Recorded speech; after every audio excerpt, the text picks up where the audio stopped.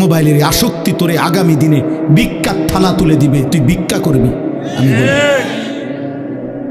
ভিক্ষা করবি আব্বা, মনে রাখিস। তোর বাবার বিদেশ, হ্যাঁ, তোর বাপ বিদেশ, তোর ভাই বিদেশ, তোমার ভাই বিদেশ, হ্যাঁ, মাতবুরি করো, তুমি মাতবুরি করো। তুমি মনে করছো বাবা আমার আব্বা তো বিদেশ, আমগো সংসারে আর অভাব হবে না। কত প্রবাসী একাকী চোখের পানি ফেলে, আমি নিজে দেখছি প্রবাসীর কান্না। আমি এইবারও হজের সময়, আমি তো প্রতি বছরই হজে উমরায় প্রবাসীদের রুমে রুমে যাই। কত প্রবাসীর কত কান্না। আমার বড় মোবাইল আছে আমার কাছেও, আমার কাছে সারা দেশ থেকে বিভিন্ন জায়গার থেকে বিভিন্ন জন বিভিন্ন খবর পাঠায়, যে ওগুলো আমার গাড়িতে আছে। কত প্রবাসীর কত কান্না, ডুকরে ডুকরে কাঁদে। এইবারও এক প্রবাসী আমার আল্লাহর ঘরের কাছে দৌড়ে এমন চিল্লানি দিছে কাবা ঘরের সামনে, কয় হুজুর আমি আজ 17 বছর বিদেশ করি, 17 বছরে হুজুর খোদার কসম আল্লাহর ঘরের সামনে দাঁড়ায় কইতেছি পরিবারের কেউরে কোনোদিন খুশি করতে পারি নাই। কয় যারে যত টাকা দিছি, মা হোক, বউ হোক, বাচ্চা হোক, বোন হোক, আত্মীয় স্বজন হোক, যেখানে দিছি 5,000 টাকা, কয় তারা কইছে তে ইচ্ছা করলে 10,000 টাকা দিতে পারত। বিদেশ তাই দিছি 10,000, কয়তে ইচ্ছা করলে 20,000 টাকা দিতে পারত। তে যে বিদেশ করে এত বছর, কয় এই একটা কথা ছাড়া। একদিন এক আরবি, সৌদি আরবের এক প্রবাসী আমারে বলছে, কয় হুজুর আমরা রে, হে ও কাইন্দা দিয়ে আমার বলছে হুজুর আমরার কোনো দেশ নাই, আমরার কোনো দেশ নাই। কেন? আমরা যখন এই বিদেশের মাটিতে থাকি তখন তো আমাদেরকে আরবরা বলে আজমি, আমরা তো আরবের না, এই দেশের না। আর আমরা যখন দেশে যাই তখন আমগরে কয় বিদেশি। বুঝিনি হিসাবটা? বাইক গেলে কয় আমরা বিদেশি, বিদেশে গেলে কয় তে বিদেশি না, এই দেশের না, আজনবী। তো আমাকে দেশ কই? আমগো তো কোনো দেশ নেই। আমার খুব মায়া লাগছে তার জন্য। এরকম কত কাহিনী আছে। এই জন্য বাবা তোমরা অনুরোধ করছি, তোমরা এই সুখ কষ্ট পাইবা, এই নারী ছবি, এই বেনামাজি জীবন এবং এই কর্মবিহীন, এই পরিশ্রমবিহীন, এই অলস জীবন দুনিয়াতেও কষ্ট দেয়। অলস মানুষ দুনিয়াতেও কষ্ট পায়। আমার দোস্ত আবু হানিফ ভাই আমার এখন কইতেছে যে ওইনে জরাহে ধরে, যে আল্লাহ শরীরটা সুস্থ রাখেন। সে দেখছি আমি ছোটবেলার থেকে, আমারও এই ওয়াজের জীবনে 21টা বছর আজকে, আমার আর জান চলে না মাঝে মাঝে। এই দৌড়ানো এক জীবন। আমার শায়েখ আল্লামা মুফতি মুশতাকুন নবী কাসেমি হুজুরের কাছে আমি বলছিলাম গত মাসে যে হুজুর আমার কোমরে 24 ঘন্টা ব্যথা করে, চোখে ছোট লেখা কম দেখি, গলায় ব্যথা করে, শরীরে খুব ক্লান্তি লাগে, আমি কি করতাম? আমার শায়েখ আল্লামা মুফতি মুশতাকুন নবী কাসেমি হুজুর বলছে মাওলানা আল্লাহর কথা বন্ধ করা যাবে না। কয় যে এই কোমর ব্যথা, চোখ ব্যথা, গলা ব্যথা নিয়ে বলতে বলতে একদিন কবরে চলে যাবেন, আর আল্লাহকে গিয়ে বলবেন মাওলা আপনার কথা বলতে বলতে কোমরে ব্যথা হয়েছে, আপনার কথা বলতে বলতে চোখের আলো কমে গেছে, আপনার কথা বলতে বলতে গলায় ব্যথা হয়েছে, আজ আপনার কথা বলতে বলতে আপনার কবরে চলে আসছে।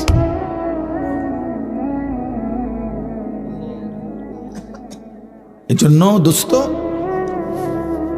আমি ব্যক্তিগতভাবে কোনো প্রার্থী না, আমি কোনো নির্বাচনে দাঁড়াইছি না, আমার কোনো মার্কা নাই। থাক কেউ কথা বলেন না, বাহিরের কারণে চিন্তা করবো না, সাবধান, একদম চুপ।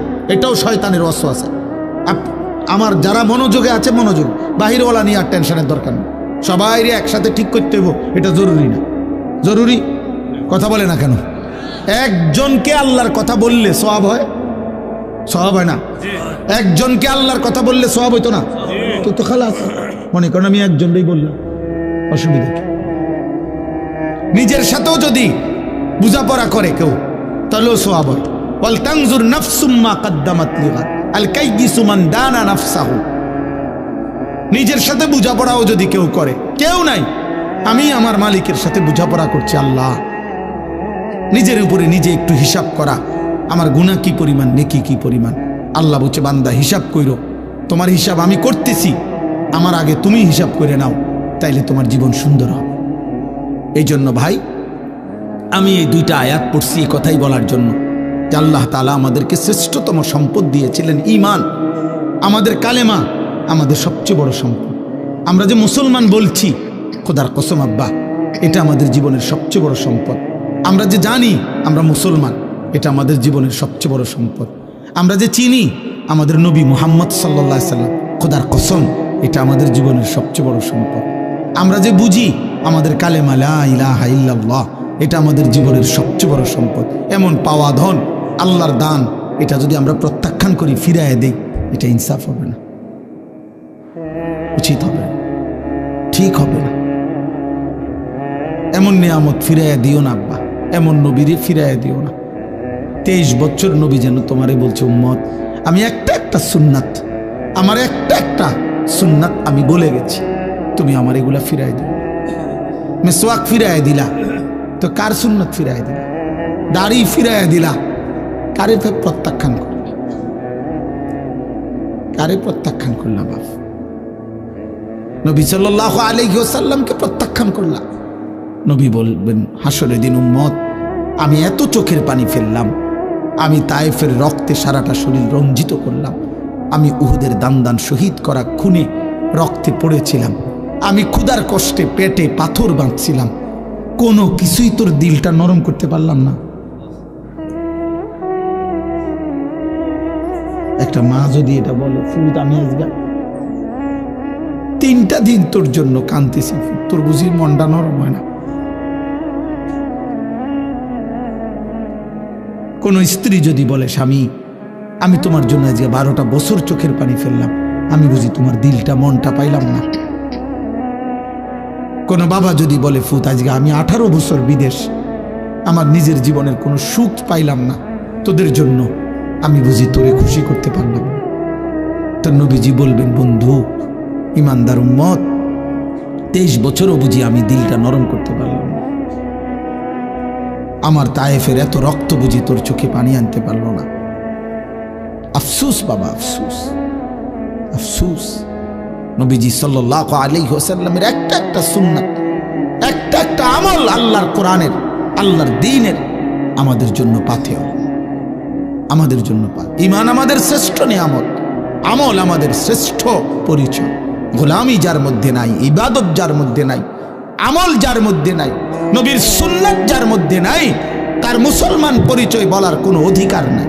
আমরা কিতাবে পড়ছি, ইমাম বুখারী রাহমাতুল্লাহি আলাইহি, আল্লাহর কোরআনের পরে এই পৃথিবীর সর্বশ্রেষ্ঠ কিতাব যেটা বুখারী শরীফ, এটার যিনি লেখক হাদিসের এই কিতাব, ওনার জীবনীতে স্পষ্ট আছে, উনি নিজে বলছেন, এই হাদিস সংগ্রহ করতে গিয়ে মাইলের পর মাইল চলতে গিয়ে নবীজির হাদিস সংগ্রহ করার জন্য উনি বলছে, আল্লাহর কসম, আমাকে মাঝে মাঝে ক্ষুধার কষ্টে পথের ঘাস, রাস্তার ঘাস চাবাইয়া খাইতে হয়েছে। আমি নিজে কিতাবে পড়ি, এত পথের পর পথ সফর করছি যে আর কোনো রকমের খাবারের ইন্তজাম করতে পারি নাই, ঘাস চাবাই গেছে, ঘাস চাবাই। এই জন্য বললাম, এই ইতিহাস অনেক, আল্লাহর কোরআন এবং নবীর সুন্নাহ, এখান থেকে কিছু পাইতে হইলে অন্য সব ধরনের পড়ালেখার মতো আচরণ করলে হবে না। অনেক বেশি মনোযোগ, অনেক বেশি আগ্রহ, আন্তরিকতা চাই। আমাদের জীবনের পরিবর্তন হয় না এই কারণে। প্রত্যেক বছর, এক বছরে 52টা জুমা, এক বছরে 52টা জুমা, শুক্রবার, তাহলে 52 জুমায় জুমার বয়ান হয়। ওলামায়ে কেরাম কম বেশি বলে, এভাবে যদি কেউ 30 বছর ধরে জুমার বয়ান শুনে, তোর কতগুলো শুনবে? 60 বছর ধরে শুনলে কত, আজকে কতদিন আল্লাহর কথা শুনতেছে। এত দিন শুনবার পরও বুঝি আপনার এ কথা বুঝে আসে নাই যে বিড়ি খাওয়া উচিত না, এই কথা না বুঝছেন নামনে না? আপনি বিবেক দিয়ে ভাব, আপনি কি এই এত বছর ধরেও বুঝেন নাই যে গালি দেওয়া কথায় কথায় এটা অসভ্যতা, গুনাহ, পাপ? তাহলে আপনি যে এত বছর ধরে কি শুনলেন? আজকে এত বছরও আপনি বুঝলেন না যে টেলিভিশন দেখা, নাচ গান দেখা গুনাহ? কত বছর শুনলে বুঝবেন? এই মূল কারণ হলো কলিজা খুলে দেখবেন, মূলত ওই কলিজার ভিতরে আল্লাহর কথা গ্রহণ করার কোনো মানসিকতাই নেই, কোনো মানসিকতাই নেই। তার দিলের মধ্যে কোনো ফিকিরে নাই, আগ্রহই নাই। হাদিসের মধ্যে আছে, আল্লাহর নবী সাল্লাল্লাহু আলাইহি ওয়াসাল্লাম বলছেন, কিছু মানুষের দিল গাফলতি আর অবাধ্যতা করতে করতে কালকুজে মিরবাদান, এই নবীজি উদাহরণ দিয়া বলছে, সেটা এমন একটা কলস, এমন একটা পাত্র, পাতিল, কলসির মতো হয়ে যায় যেটা এরকম উল্টানো। এটা দেখাইলাম আর কিটা দিয়ে, এটা উল্টানো কলসের ন্যায় তার দিল হয়ে যায়, যেই উল্টানো কলসির উপরে আবার আলকাত্রা মাইখা দিছে, পিছলা বানায় দিছে, যার কারণে এক ফোঁটা পানি এখানে জমবে না। এটা যদি এরকম উল্টাইয়া রাখে, আটলান্টিক মহাসাগরের পানিও যদি এটার উপরে ঢালে, তো এটা তো কোনোদিন পুড়বে না। তো পানির কমের কারণে ইনি পড়ে না, নাকি উল্টানের কারণে? এটা নবীজি বুঝাইছে। রাসূলুল্লাহ সাল্লাল্লাহু আলাইহি ওয়াসাল্লাম বলছে, বহু নাফরমান গাফেল তার দিল এভাবে উল্টায় গেছে। লা ইয়ারিফু মারুফান ওয়া লা ইউনকিরু মুনকারান। ফলে একটা সময় জীবনটা এরকম হয়ে যায় যে কোনো নেক কাজই তার কাছে আর নেক কাজ হিসাবে মনে পড়ে না, কোনো গুনার কাজই তার কাছে আর গুনাহ মনে হয়। হাসতে হাসতে স্বাভাবিক মুডে, একদম স্বাভাবিকভাবে বিড়ি সিগারেট খাইতেছে, গালিগালাজ করতেছে, টেলিভিশন দেখতেছে, মানে একের সহজ, এক হাতে বিড়ি, আরেক দিকে নর্তকী নাচে, আর দিয়ে মুখের মধ্যে অশ্রাব্য গালিগালাজ। মা, এটা কি ধরনের মানুষ? এটা মানুষ হলে জানোয়ার কোনটা? মানুষরূপী পশু কোনটা? পশু কোনটা? তাই বলে পরিচয় দিচ্ছে আমি মুসলমান, আইডি কার্ডেও লেখা ধর্ম ইসলাম, জন্ম নিবন্ধন সনদেও লেখা ধর্ম ইসলাম, কিন্তু মাথার চুল থেকে পায়ের নখ পর্যন্ত কোনো নমুনাও নেই। কিরে, তোর আল্লাহ কই, নামাজ কই, সেজদা কই, তোর পাক কই, না পাক কই? তুই যে রাস্তার পাশে কুত্তার মতো মতো পেশাব করে পানি নাও না, তো কুত্তার তোর মধ্যে ব্যবধান কি? জানোয়ারের মাঝে তফাৎ কোথায়? তো তুমি না বলে মুসলমান, হ্যাঁ, চিহ্ন কোথায়? কথা বলেন না। আপনি না বলে নবীরে ভালোবাসেন, আশিকি রাসূল, আপনি তো বিড়ি খান কেন? না, এটা কিসের ভিত্তিতে? বিড়ি খাই না বিয়া, আপনি কোন নবীরে ভালোবাসেন? কথাটা একটু পরিষ্কার করলে ভালো আছিল, আমরা একটু শুনলাম। দাঁড়াইয়া কর না। আজ 30 বছর ধরে যিনি সুদ খান, কিস্তি নেন, আপনি কোন নবীরে ভালোবাসেন? কদুর কনসে দাঁড়াইয়া কোন কদুর কথাটা পরিষ্কার হয়ে, হ্যাঁ? যার ঘরে প্রতিদিন রঙিন টেলিভিশনে নর্তকী নাচে, আপনি কোন নবীকে ভালোবাসেন?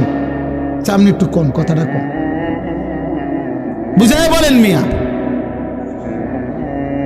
এজন্য বললাম, দিল যদি উল্টে যায়, খোদার লানত পড়ে যায়। এবার আর আটলান্টিক মহারে কিসের প্রধান বক্তা, প্রধান আকর্ষণ? আশরাফি কি আর আবু হানিফ কি? সারা পৃথিবীর মৌলবী বেটা তোমারে বাইকটা দিল তো তোমার কলিজা নড়বে না। তোমার তো কলিজাই নাই, তোমার তো দিলে নাই, তোমার দিল তো উল্টে গেছে। এবার এক সাগর পানি দিল তো ওই মগ, ওই জগ, ওই বালতি আর পুড়বে না, কারণ এটা উল্টানো। এজন্য এই পরিমাণ গুনাহ করতে নাই, এই পরিমাণ আল্লাহর সাথে গাদ্দারি করতে নাই। আল্লাহ বলবে দুনিয়া তো চালাই দেবো বান্দা, কিন্তু দিল উল্টায় দেব। ওয়ালামু আন্নাল্লাহা ইয়াহুলু বাইনাল মারই ওয়া কলবি। কোরআন শরীফের আয়াত, সূরা আনফালের আয়াত। ইয়া আইয়ুহাল্লাযীনা আমানুস্তাজীবু লিল্লাহি ওয়া লির-রাসূলি ইযা দাআকুম লিমা ইউহয়িকুম। আল্লাহ বলেন, হে ঈমানদার, আল্লাহ এবং তার রাসূল যখনই আহ্বান করে ডাকে ইবাদত, আমল, সেজদা, বন্দেগীর জন্য তৎক্ষণাৎ সাড়া দিও, নগদ জবাব দিও। আল্লাহর ডাকে, নবীর ডাকে। কেন? লিমা ইউহয়িকুম। তাহলে আল্লাহর ডাকে সাড়া দিলে, নবীর ডাকে সাড়া দিলে, এই আহ্বান গ্রহণ করলে জীবন পাবে, জীবন, হায়াত পাবে, লাইফ হবে, জীবন পাবে। আল্লাহ বলেন দেরি করো না। কেন? হতে পারে আমি আল্লাহ ডাক দেওয়ার পরে দেরি করার কারণে আমি আল্লাহ তোমার মাঝে আর আমার আহ্বানের মাঝে, তোমার অন্তরের মাঝখানে আমি ব্যবধান করে দেব। তুমি মনে করছিলা কালকের থেকে ভালো হয়ে যাইবা, আমি সিদ্ধান্ত দিয়ে দিলাম আজকে রাইতে কবরে যাইবা।